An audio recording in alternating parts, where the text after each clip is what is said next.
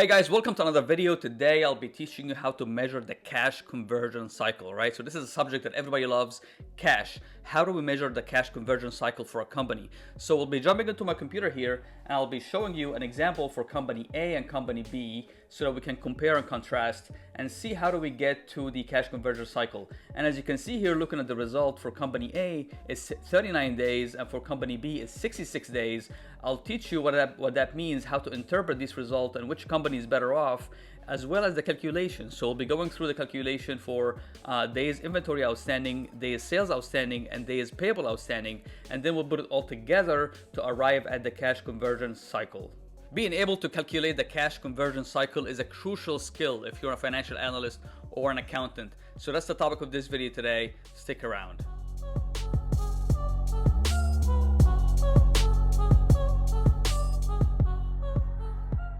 If you're new here, welcome. My name is Bill Hanna. I'm the financial controller. I'm a licensed CPA in the great state of New York, and I have over 15 years of experience in the field of finance, where I started out at PricewaterhouseCoopers as an auditor, and then I transitioned out to private industry, and then I worked my way up from a financial analyst position all the way up to a corporate controller position, which is what I do today. And this channel is all about giving you the summary or the juice of my experience over the last decade and a half. And I do this here in the YouTube channel as well as on my website through blog posts, an online course, and templates. So go ahead and check that out as well. All right, so jumping right into today's topic. So we said we'll be looking at an example for company A and company B, and we'll be looking to calculate the cash conversion cycle. So to calculate that, we will need to calculate the days inventory outstanding, the days sales outstanding, and the days payable outstanding. So I'll be showing you each one of these, the definition and the formula for each one, and then we'll calculate all of these numbers to be able to put it all together and get to the cash conversion cycle for each company. All right, first, a quick definition. The cash conversion cycle measures the time which the company takes for converting its inventory and other inputs into cash, and it considers the time that is required for selling the inventory, the time required for collecting receivables, and the time the company gets for paying its bills to its suppliers. Looking at the formula for the cash conversion cycle, so the cash conversion cycle is taking the days inventory outstanding, or DIO, plus the days sales outstanding, or DSO, minus the days payable outstanding, or DPO. And in the next slides here, we'll go through the calculation for each of these components. And after we're done calculating, this is the result that we'll be looking at. So this is the result after everything that we will be doing today. We'll be looking at these numbers here, getting the DIO, DSO, and DPO for company A and for company B. So this is just giving you a quick picture of the result before we dive into the calculation, which we'll do here in a second. All right, let's break it down a little bit more. So DIO stands for the days inventory outstanding, and days inventory outstanding signifies the total number of days taken for the company to convert the inventory into the finished product and completing the sales process. So we're going to be adding that together with days sales outstanding, or DSO, which is the average number of days the company takes to convert its accounts receivable into cash, and helps us determine how good a company is collecting its dues or its accounts receivable. Minus, so we'll be taking that and subtracting the DPO, or the days payable outstanding, which is the average time in days that a business takes to pay off its suppliers. All right, so let's go through the calculation one by one. So for days inventory outstanding, we'll have a set of information for company A and for company B.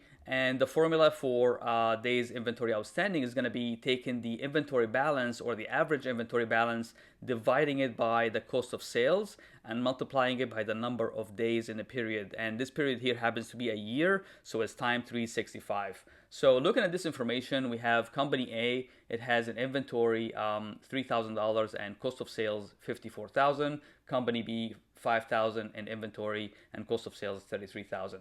So when we calculate that by using the formula here on top, we get the following results. So for company A, we'll be looking at 3,000 divided by 54,000 times 365. That will give us 20 days. We do the same thing for company B. We will get 55 days approximately. And this is saying that this company A, it takes it 20 days to get its product completed or finished and being sold and completing the sales process, while company B takes a little longer, which is 55 days here. So now that we've done that, we've calculated the days inventory outstanding. We know now that company A is 20 days and company B is 55 days. And this is the first component of calculating the cash conversion cycle. That's why I put it all here in yellow, because this is the only component that we've calculated so far, which is days inventory outstanding. So next we'll be going through DSO and then DPO so we can calculate the full cash conversion cycle.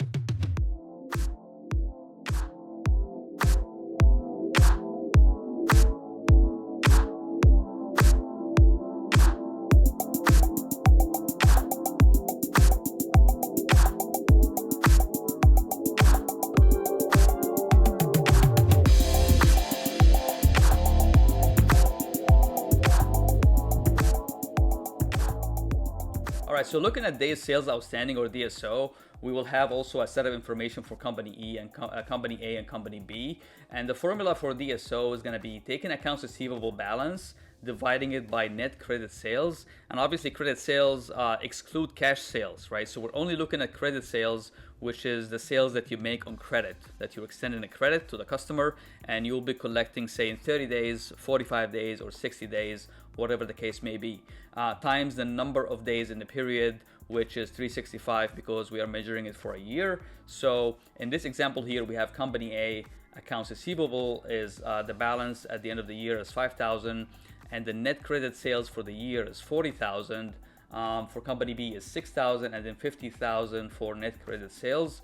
And if we plug that into the formula here, we'll get the following results. So for company A, we're looking at dividing 5,000 from up here, accounts receivable, divided by net credit sales, multiplied by 365. So we will get 46 days. So this is here saying that it takes this company approximately 46 days to convert its accounts receivable into cash, or its sales into cash. And if we look for company B, if you do the same calculation, you will get 44 days. So they're very similar in that aspect, 46 days versus 44 days. And by doing that, now we calculated the DSO. This is the second component that we need in order to be able to calculate the cash conversion cycle. So now we've gotten DSO 46 days versus 44 days, and next we'll be looking at DPO. So for DPO, we also will be looking at company A and company B, and the formula for DPO, or days payable outstanding, takes accounts payable divided by cost of goods sales multiplied by 365, or the number of days in the period. So in this example, we have company A and company B, accounts payable 4,000 for company A, while it's 3,000 for company B, and cost of sales here 54,000 versus 33,000. So we can plug that into the formula that we have right on top and get the following results. For company A, the DPO calculation will be 4,000 from right here, divided by 54,000, which is cost of sales, multiplied by 365, which is 27 days. And for company B, if you do the same calculation, you will get 33 days, which is saying that each of these companies, for company A, it takes them 27 days approximately from incurring the cost of the product until they pay off the supplier. So 27 days, which is kind of on the small or the shorter end here. Usually a company will have between 60 and 90 days to pay its suppliers. This here is a little bit short, but now that we've calculated the DPO, we can take it and plug it here, 27 days and 33 days. And what we'll see now is that we have all three components, DIO, DSO, and DPO. We can go ahead and calculate the cash conversion cycle, which we said is going to be taking days inventory outstanding and add the DSO, days sales outstanding, and then subtract the days payable outstanding. When we do that for company A, you get 39 days. You do that for company B, you get 66 days, which is saying that company A has a cash conversion cycle of 39 days, which means they're better off. They're able to manufacture the product or purchase the product, put it all together, complete the sales process, collect the cash, and pay off the supplier, and all in 39 days, while company B it takes them 66 days to do the same thing, which is obviously they are not doing as great as company A. In some cases, what you'll see is that some companies, if you look at especially at publicly traded companies like Apple, they'll have a negative cash conversion cycle, right? That means that they have such a long time frame to pay their suppliers, so that when you put that in the formula here, which is a bigger DPO or days payable outstanding, you'll get a negative cash conversion cycle, which may seem like something bad or negative, but actually a negative cash conversion cycle implies that you have such power over your supplier that you're able to have a much longer time frame to pay off your suppliers or to complete the cycle. So this is the calculation and the explanation for the cash conversion cycle. If you liked it and you learned something new from it, go ahead and smash that like button and go ahead and share it with a friend who you think might benefit from it. And I'll see you in the next video.